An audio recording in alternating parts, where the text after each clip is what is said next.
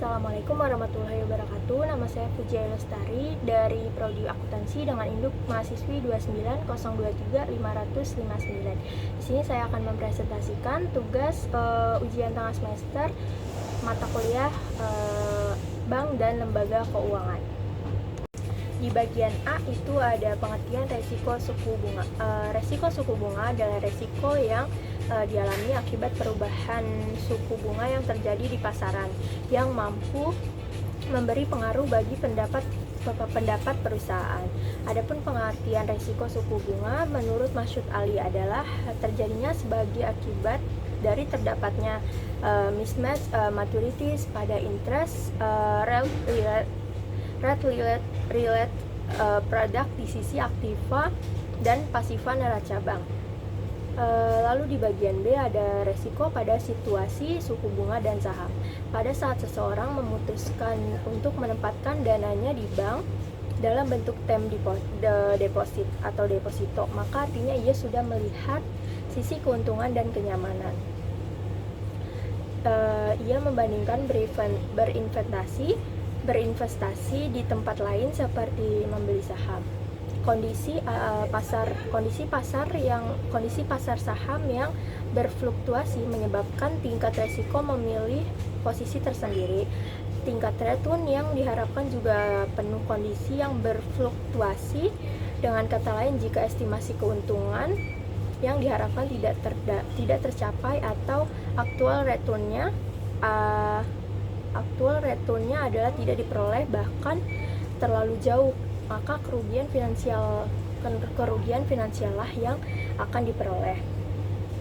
Maka dapat memberikan suatu garis penegasan dalam konteks manajemen resiko, yaitu yang pertama, pada saat suku bunga mengalami kenaikan dan harga saham di pasar market price mengalami penurunan, maka investor akan cenderung mendapatkan dananya dari saham ke deposito.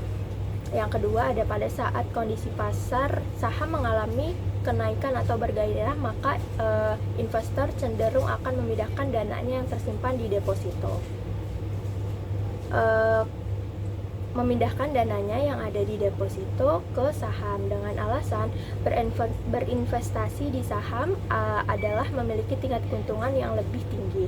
Yang ketiga ada investor adalah mereka yang memiliki karakteristik penghindar resiko dan menyukai keuntungan yang sustainable, berkelanjutan. Lalu C ada suku bunga dan jangka waktu obligasi. Suku bunga dan jangka waktu obligasi memiliki keterkaitan dalam memberikan ketetapan. Untuk itu ada dua bentuk kepuasan yang biasa berlaku atau diterapkan oleh pemerintah dan perusahaan, yaitu obligasi dengan jangka waktu pendek dan obligasi dengan jangka waktu panjang, di mana obligasi jangka waktu pendek memiliki suku bunga yang lebih rendah daripada obligasi yang jangka panjang. Contohnya pada tanggal 26 Februari 2009, misalnya pemerintah menerbitkan obligasi dengan tenor 5 dan 10 tahun.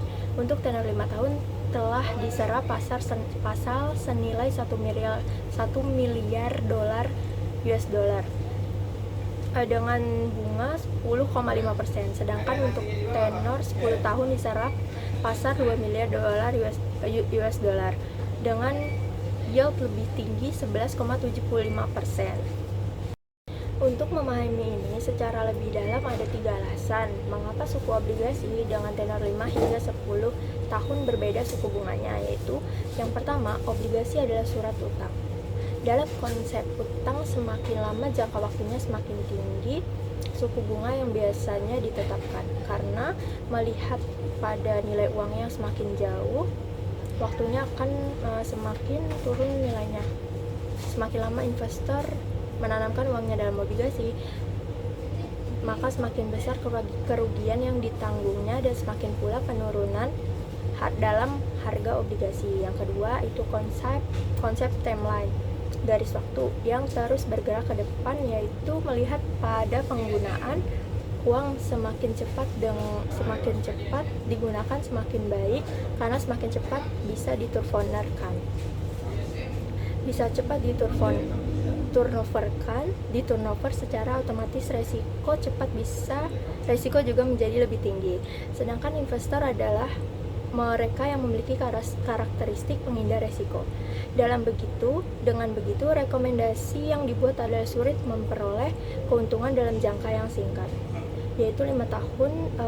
Maka investor guna menghindari kerugian atau memutuskan untuk mendapatkan keuntungan dalam bentuk yield yang hanya 10,5% saja.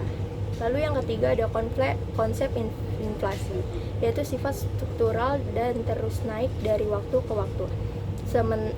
Sementara inflasi ini sifatnya dan terus naik dari waktu ke waktu. Sementara inflasi adalah menurunnya nilai uang dan naiknya harga barang. Maka artinya nilai mata uang semakin lama sewaktu-waktu mengalami penurunan. Lalu D, ada konsep manajemen resiko pada suku bunga obligasi. Ada beberapa alasan yang bisa kita pahami mengapa suku bunga obligasi memiliki angka suku bunga yang berbeda pada masa kurun waktu 5 sampai 10 tahun.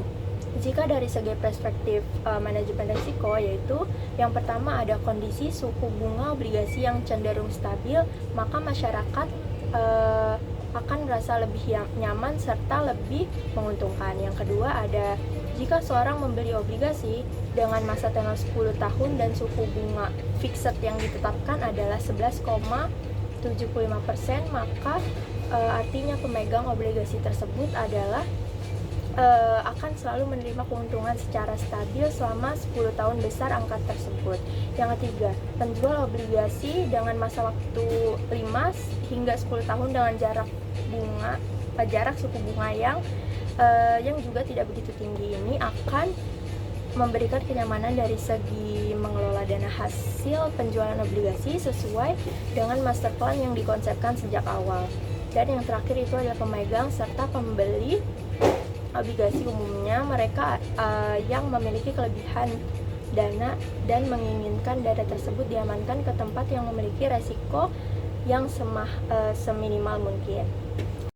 Di bagian E ada resiko. Memang permasalahannya yang utama pada obligasi yang bersifat floating interest rate bonds adalah mengikuti kondisi dan situasi yang berlaku di pasar. Pasar dengan segala pergerakannya mampu memberi efek pengaruh pada profit dan loss atau keuntungan dan kerugian yang akan ditimbulkannya. Seperti perbankan mampu memberi perubahan pada portofolio, sehingga konteks ini yang perlu kita pahami bahwa perbankan merupakan salah satu lembaga yang bergerak dalam lingkungan bisnis yang sophisticated dan untuk menghindari agar posisi bank tetap memiliki likuiditas yang kuat, salah satunya dengan menerapkan manajemen hedging atau lingkungan nilai. Pendapatan hedging mampu memberi pengaruh pada penurunan risiko atau mengantisipasi risiko. Lalu di F ada dampak perubahan suku bunga bagi perusahaan. Menurut Mahmud M. Hanafi, perubahan tingkat bunga bisa menyebabkan perusahaan menghadapi dua tipe risiko, yaitu yang pertama ada risiko perubahan pendapat, yaitu pendapat bersih, yang hasil investasinya dikurangi biaya berupa yaitu berkurangnya dari yang diharapkan. Yang kedua ada risiko perubahan nilai pasar dikarenakan perubahan tingkat bunga, yaitu perubahan karena lebih mengecil atau turunnya nilai. Lalu ada resiko carry trade. Resiko carry trade adalah bentuk perilaku investor dalam melakukan investasi dengan cara meminjam dana dari suatu negara yang memiliki tingkat suku bangsa yang rendah, dengan selanjutnya bahwa dana tersebut untuk diinvestasikan atau ditanamkan pada negara yang memiliki tingkat suku bunga tinggi, dengan harapan akan memperoleh selisih keuntungan di sana. Persoalannya adalah jika suku bunga kembali ke posisi normal atau rendah, maka dana yang berasal dari carry trade tersebut akan ditarik kembali untuk dibawa ke tempat asalnya. Dan jika penarikan dana tersebut terjadi dalam jumlah yang sangat besar, maka memungkinkan ini bisa memberi pengaruh pada ekonomi negara tersebut. Kasus carry trade ini hampir memiliki kesamaan dengan hot money atau arus dana asing jangka pendek. Pada kasus di mana masuknya dana asing ke sektor financial investment bisa terjadi disebabkan aturan, ketentuan, dan berbagai fasilitas yang bisa mendorong meningkatnya investasi di sektor real investment. Investment tidak terjadi, padahal selama ini harus diakui keyakinan para investor asing untuk menanamkan modalnya ke Indonesia semakin meningkat ini, terutama disebabkan oleh membaiknya peringkat utang Indonesia ke posisi 1 level di bawah investment grade, atau kita telah berada di posisi BB+, apalagi jika suatu saat posisi utang kita berada di posisi investment grade. Ini akan memberi nilai optimisme yang lebih tinggi lagi kepada Indonesia di mata dunia. Satu hal yang selalu harus dijaga dan dipertahankan oleh pemerintah Indonesia adalah menghindari diri dari masuknya kondisi situasi krisis moneter seperti yang pernah dialami pada tahun 1997 dan 1998 yang lalu. Di antaranya pemerintah perlu memiliki cadangan atau reserve yang mencukupi dengan tujuan dapat dipakai untuk mempertahankan posisi ekonomi tetap survive. Reserve tersebut dapat bersumber dari dana yang dialokasikan khusus untuk itu, seperti hasil dari penjualan obligasi dan sebagainya. Konsep ini sejalan dengan yang dikemukakan oleh pemerintah, yaitu melalui Menteri Keuangan Agus Martowardojo. Tanda kutip, anggaran itu ada, kita bekerja sama dengan Bank Indonesia, kita sepakat adanya bond stabilization framework, bisa menggunakan dana cadangan devisa sebagai alat moneter dan menggunakan SAL, begitu kata Agus. Pada kondisi saat ini, masuknya dana asing yang bersumber dari para investor Amerika ke Indonesia telah disebabkan oleh beberapa faktor, antara lain yang pertama ada krisis moneter Amerika saat ini berada dalam situasi yang tidak menentu. Seperti yang diprediksikan sejumlah pengamat ekonomi, kondisi Amerika Serikat tidak akan segera membaik kendati Bank Sentral Amerika Serikat Federal Reserve sudah mengeluarkan kebijakan suku bunga rendah setidaknya selama 2 tahun mendatang. Yang kedua, ada kemungkinan pemerintah Amerika Serikat akan menerapkan quantitative easing yang selanjutnya. Quantitative easing adalah kelonggaran moneter sebagai kebijakan moneter bank sentral untuk meningkatkan pertumbuhan ekonomi dengan cara membeli aset finansial perbankan, di mana kemungkinan akan diterapkan quantitative easing yang ketiga, karena yang kedua sudah berakhir pada Juni 2011. Dan yang terakhir ada kondisi moneter dan ekonomi Indonesia menurut para investor berada dalam kondisi yang sangat baik dan stabil, serta diperkirakan cenderung akan terus bertumbuh. Ini tergambarkan dalam bentuk asumsi makro RAPBN tahun 2012. Lalu ada faktor yang menyebabkan perubahan pada suku bunga domestik. Ada 3 faktor yang mampu memberi pengaruh pada suku bunga domestik suatu negara, yaitu 1. Kondisi ekonomi global, yang kedua ada stabilitas ekonomi dalam negeri, lalu yang terakhir ada stabilitas sosial dan politik dalam dan luar negeri. Bila ketiga hal ini terus-menerus dan tidak mendapatkan penanganan yang serius, terutama dari lembaga yang berwenang, khususnya Bank Sentral yaitu Bank Indonesia, maka diperkirakan secara jangka panjang akan memberi efek pada stabilitas suku bunga.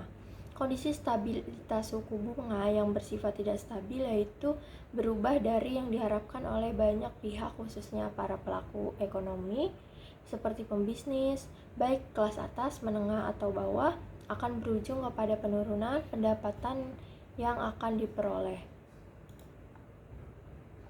Namun sebaliknya, jika suku bunga cenderung stabil dan berada di kondisi yang diharapkan, maka artinya resiko yang akan diterima adalah lebih kecil yang diperkirakan. Kecilnya resiko menyebabkan pihak pelaku bisnis cenderung akan mampu memperbesar profit secara sistematis. Lalu ada contoh kasus dari PT Perikanan Samudra India, yaitu sebuah perusahaan yang bergerak di bidang perikanan laut yang berkedudukan di Tangerang, membutuhkan tambahan finansial untuk membangun dan mengembangkan perusahaan secara lebih maju, seperti membuka pabrik baru dan menambahkan karyawan baru yang lebih terampil. Selama ini kemajuan perusahaan telah menunjukkan hasil yang berarti, yaitu terlihat dari laporan keuangan yang disampaikan oleh pihak manajemen perusahaan kepada kepada publik dan komisaris perusahaan khususnya.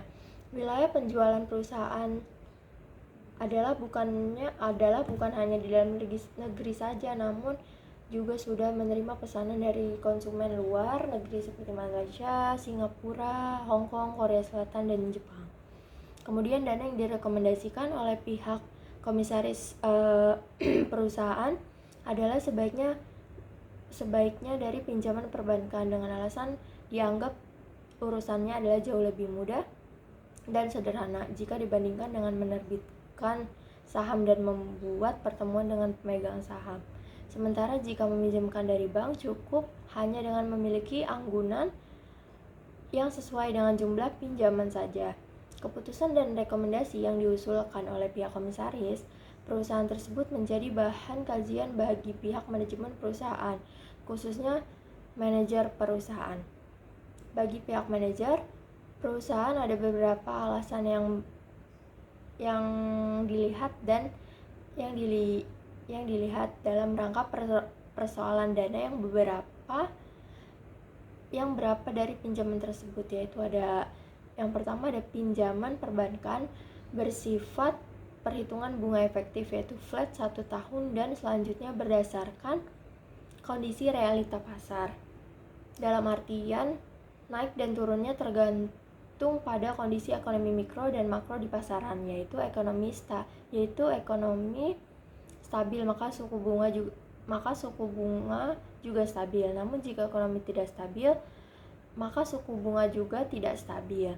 Lalu yang kedua, selama ini para konsumen yang membeli produk perikanan pada PT Perikanan Samudra India banyak yang membeli secara tidak tunai atau kredit, yaitu membayar secara bertahap, sehingga penerimaan penjualan perusahaan adalah bersifat bertahap juga. Lalu yang ketiga ada perusahaan juga sudah memiliki utang dalam bentuk valuta asing kepada rekan bisnis, dan sistem pembayarannya juga dibayar secara tidak tunai, sehingga karena faktor pembayaran tidak dilakukan secara tunai, maka jarak pembayaran tersebut memungkinkan timbulnya kondisi fluktuatif dalam bentuk falas yang otomatis bisa saja memberatkan perusahaan PT Perikanan Samudra India, apalagi jika selama ini menerapkan pembayaran cicilan pinjaman ditetapkan dengan sistem bunga mengambang, memiliki pengaruh besar untuk terpengaruhnya oleh falas. Baik, cukup sampai sini presentasi yang saya sampaikan, kurang lebihnya mohon dimaafkan. Wassalamualaikum warahmatullahi wabarakatuh.